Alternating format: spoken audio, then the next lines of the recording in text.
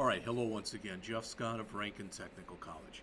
I've been going over the Gaddis Java with Early Objects 5th edition textbook. We've already gone through the 16 chapters of PowerPoints, and I've been writing some Java programs also. We're up to Chapter 7 on arrays. Now, I'm not going to talk about the array list class.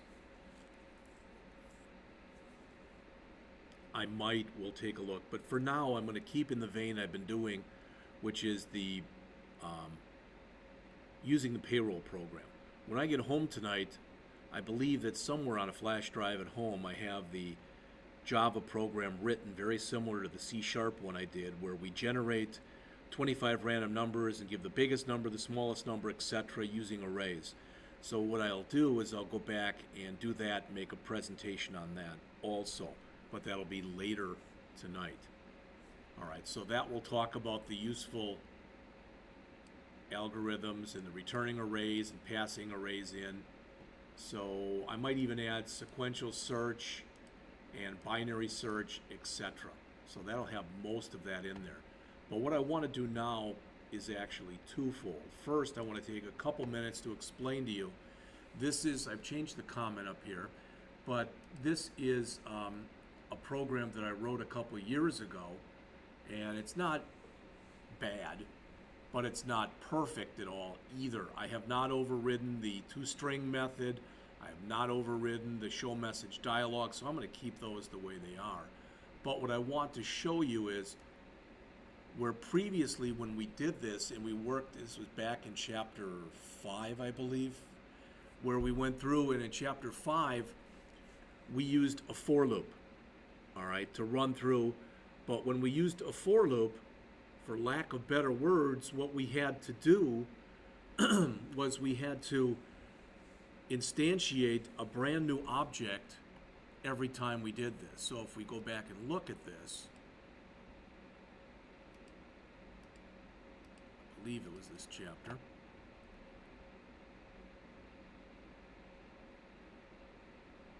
So we had to go through and basically set that up every time for each object. All right? But what we ended up having literally were 5 different objects. Okay? Now what we're doing is we're creating an array. And an array is a set of contiguous memory locations, each of which holds the same type of value in this language. So we're creating an array of employees. I'm sorry, it's called employees. It's an array of payroll objects. So it's an array. So payroll, bracket, bracket, emps is the name, and new payroll, toad emps. Now, what we lose from doing this is this will say employee number 1, employee number 2, etc. All right, and when we created this, what I did was I just randomly put some values in here. All right, so that doesn't really mean much of anything. All right, now I'm going to change this from LCV, I'm going to change this to LCV plus 1 times 10. I'm going to do that in here also. LCV, because otherwise the first one won't have values. All right. But what we're ending up doing when you look in here is every single time is we're using array notation. emps LCV. Let's save this and run it so you can at least see what it looks like. All right, so there's employee 1. They work 10 hours at $10 an hour and they're making 100. Number 2 worked 20, 20, and 400. 3, 30, 30, and 900. 4, 40, and 40, and 1600. And 5, 50, 50, and you can see they get their overtime. All right, and I did have totals, but I just printed the totals in here. 5 employees, 5750. All right, so you see all that stuff. Now, with this get rate and this get gross, I probably can come in here and add the formatter.format, which would clean that up a little bit. We only have the one formatter, so we can do that for the rate.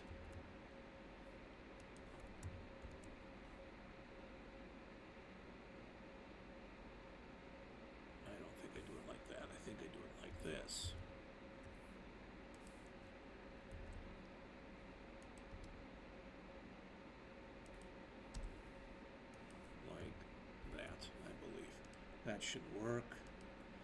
And this should work also, which means I'll need one more of these. All right, so that should clean that up. Let's see if it did. So notice now we've got it formatted, 100, 400, okay, 900, 1600 with a comma, 2750. We add all those up, we get that. All right. Now, one thing I could have done here, probably should have done, is come up with, because what I'm doing in here is with these numbers, when I'm creating these, this is kind of stupid, the way that I'm setting it up. All right. What I think I'm going to do, and I have no idea if this is going to work or how well this is going to work, all right, but, and as always, I do this stuff on the fly, so you're bearing with me if you are watching this. But let's go back in, and we checked this out in an earlier chapter, I believe, but let's say how to generate a random number in Java. I guess I could have just done it from there. Okay. Int math.random. So that would be between 1 and 50. Oops.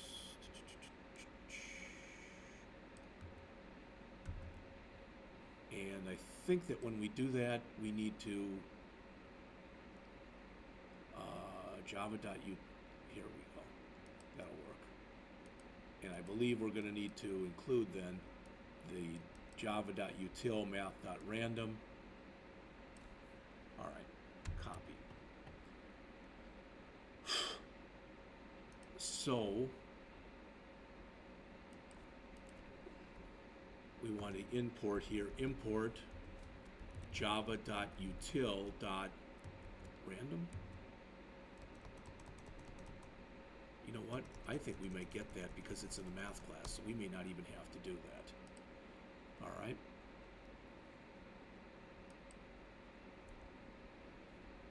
I do think we have to come in here and say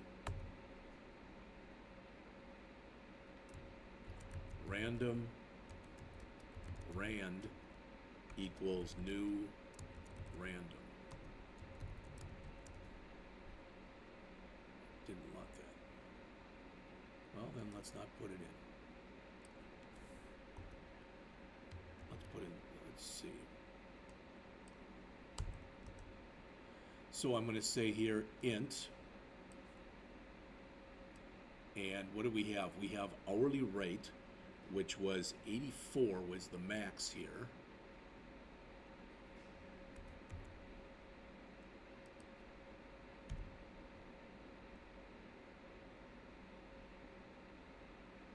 And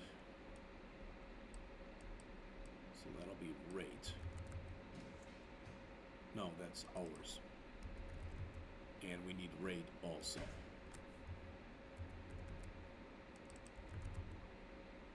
And that has to be between 1, I think we said, and 100. All right, so that rand here, I've got to, let's see.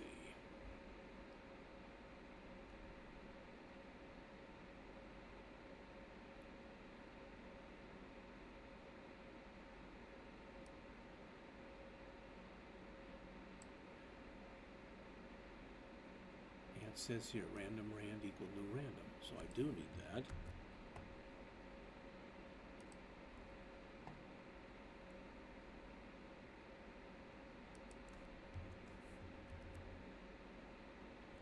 All right, and to use that, I'll have to import. It is, it's java.util.random. Okay. All right, so now I'm getting an hours and I'm getting a rate. I think I can say here double. I think I can say here next double. Next double.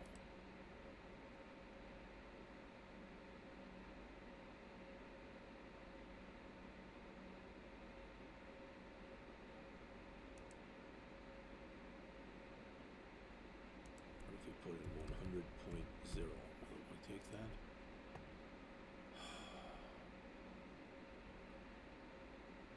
takes the next int just fine, but it looks like for the next double it doesn't like that.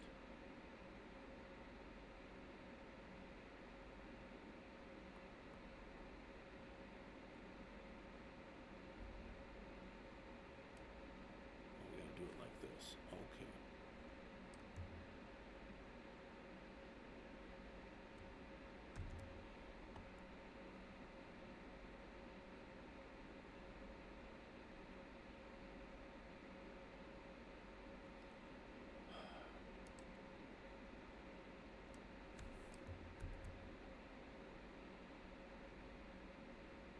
So that'll be times 100. I'll have to clean this up afterwards. So I'm trying to do a little bit of work here where hopefully I'm fixing that up, but we'll see.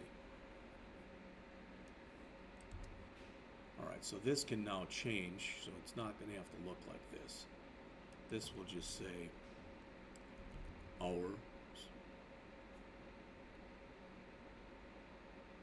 and rate.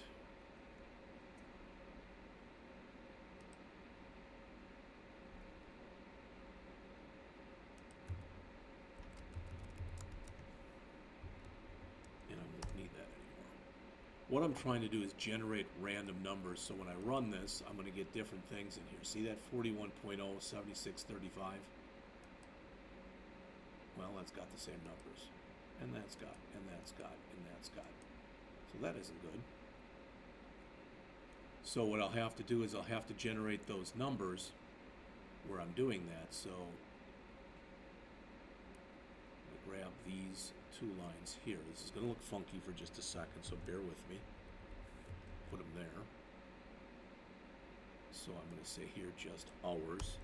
Here I'm going to say just rate. And this will say int hours equals 0 and double rate equals 0.0. Alright, now when I run it, I should get different numbers in here every time. Well, that didn't like that with a rate.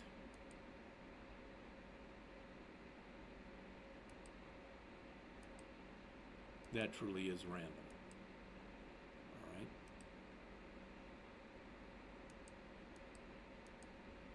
That's good. I like the way that that's coming together here. Now I'm going to have to clean this up quite a bit.